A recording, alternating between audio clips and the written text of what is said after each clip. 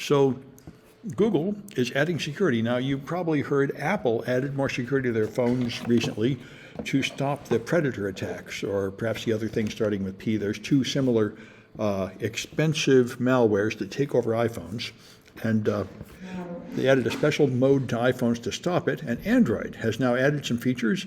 There's a theft detection lock. If someone grabs your hand and moves away at a high speed, so it has high acceleration, it will lock the phone, requiring a password or biometrics to open, so people can't snatch your phone and find it unlocked. If it's offline for a prolonged period of time, it'll lock itself. And remote lock, you can remotely lock it, citing just the phone number rather than having login credentials.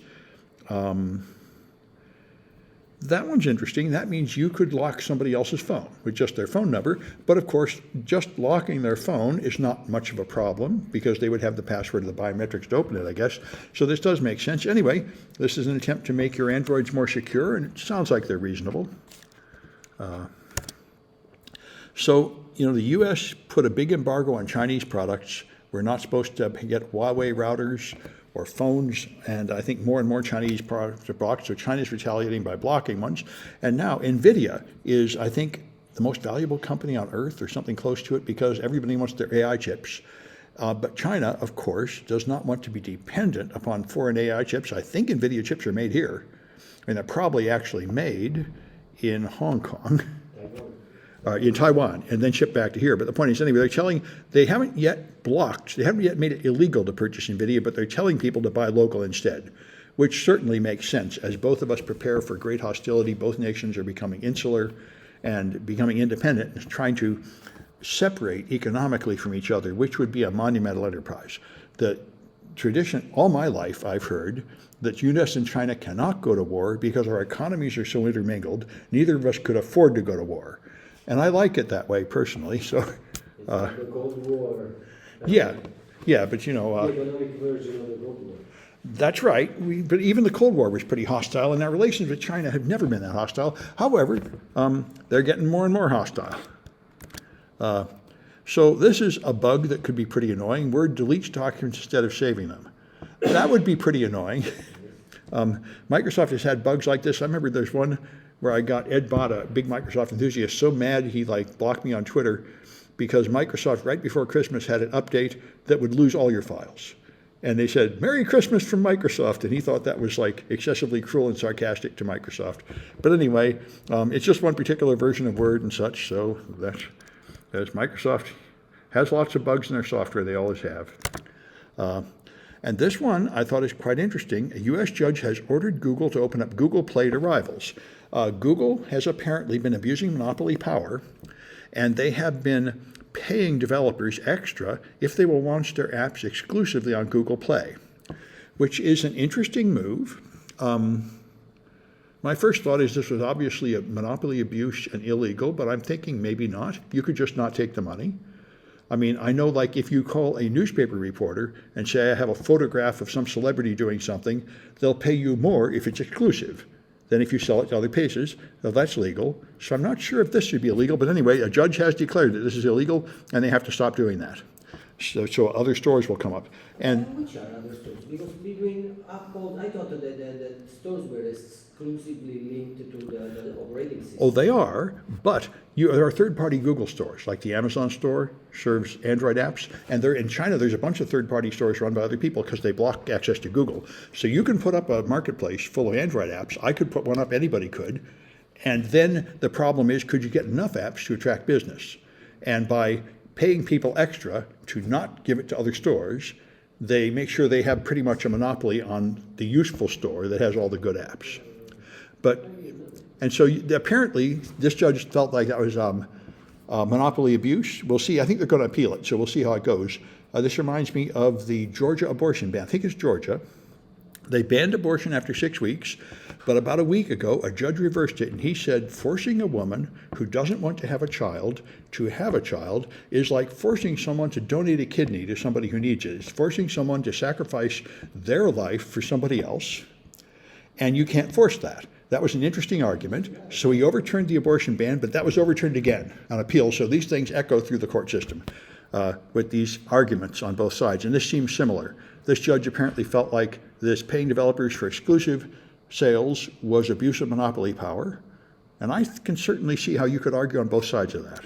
So it'll also be echoing up through the system. Of course, the big thing, it's all kind of moot because Europe has passed a really strict act, which applies to Google and Apple and all large companies, which tells them they can't have an exclusive lock on the store. So they're going to have alternative stores in Europe, and therefore it won't be long before they have to do it here too, I think. The European laws are much more strict at regulating tech, but unless they really want to make a separate European phone and an American phone, which they might do for a while, but I think before long they'll decide it's not worth it, and they'll just make one phone everywhere. Remember when Europe passed the Privacy Act, I forget the acronym, but a few years ago, it says, among other things, you must make it possible to delete your data. And the American company said, oh, that's too expensive, that's technically impossible. And then when they passed the law in Europe, they did it. And now they offer it everywhere. So, the point is, I think we're all just going to follow Europe. They'll pretend they can't do it, but when they do it in Europe, they can't really pretend they can't do it anymore. Because otherwise they cannot do commerce with your data. Yeah, and it's clearly more economical to just have one version of the phone everywhere. So, all right, so somebody hacked the Lego website and used it to push cryptocurrency, so that's interesting. I don't think they've told us how they did it yet. But, yep, they won't share details on how it gained access to their website, although more of these hacks are coming just through valid credentials. You just buy valid credentials on a darknet forum, and somebody gets them probably by phishing. And so you can just pay money and get valid logins to get in almost any company, which is, that's it, GDPR. People remember this, the Data Protection Act in Europe. Yeah, that's the privacy law. All right, so ADT is a security company that performs physical security for buildings, and they've been hacked twice in 2 months, and via stolen credentials. So, this is the problem. If people are actually buying legitimate credentials, I think I talked about this one in another news section, the only solution here, I think, is two-factor authentication, where the username and password is not enough. You also need something else, like a number on their phone, and then people couldn't just get in by buying the credentials. Using a long password Wouldn't do any good because they steal it. All you do is send you a phishing link, you type it in, I get your name and password, but if you have a one-time token from like a Google Authenticator app, then I won't be able to get that. I'll get one at that time, but I won't have one for later. So that would be the obvious solution, would be to switch to two-factor authentication. And almost any high priority activity, like administrator access anywhere, is pretty much expected to have two-factor authentication now. More and more companies are just putting two-factor everywhere. It's several years ago, Google switched to making everything two-factor and with a hardware token, the YubiKeys. And they said after they did that, they had zero successful phishing from that point on, which is pretty good testament to it. I see a lot of students, when they log in the Google account, they wait on their phone for a tool. Yeah, I've got it on a bunch of things. It's on my Twitch. A bunch of my things have two-factor. It's a good idea. Then somebody can steal your password, but it doesn't matter. It doesn't get them in.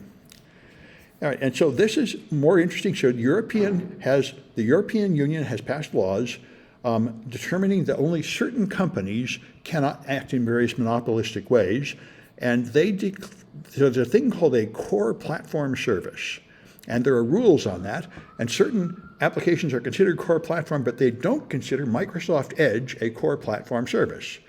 And that means you won't be subject to the toughest DMA regulations. They must, if you're a core platform service, you're not allowed to advertise your own products on it and direct people towards your own product, which Microsoft totally does. Windows 11 is full of ads for other Microsoft products. And that's the kind of thing, and Amazon will point you to other Amazon products, Google will point you to Google products, and this is all what the European Union would like to limit.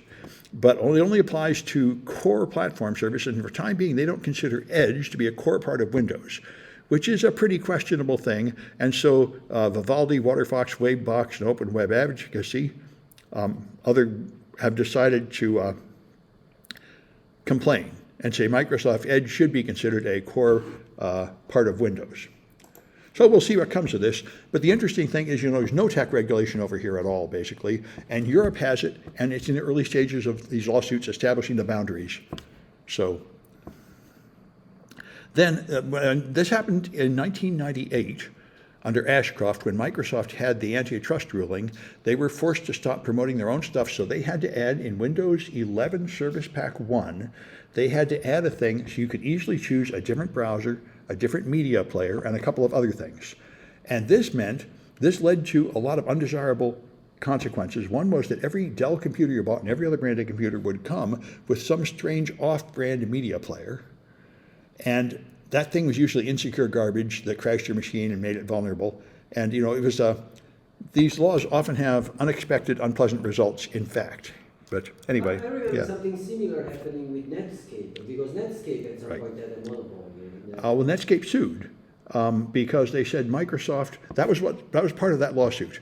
They said when Microsoft bundled Internet Explorer with the operating system and said you can't remove it, and when they made Windows 98 active desktop, where the Internet Explorer would be your background desktop on a web page, what they were doing was imitating AOL. See, at that time, AOL would put CDs in your morning newspaper. You would get it, and there were a whole bunch of people who get on the internet through AOL, and they thought that AOL was the internet. You'd look through the browser, a little browser that had AOL brand on it. They thought AOL was the whole internet, because they had no idea what was going on. They'd read email, they have AOL email, they go to websites. They just thought AOL was the internet, and the rest of the technical people were always laughing at them and saying these idiots come in and ask these stupid questions. They don't even know what's going on, but they didn't.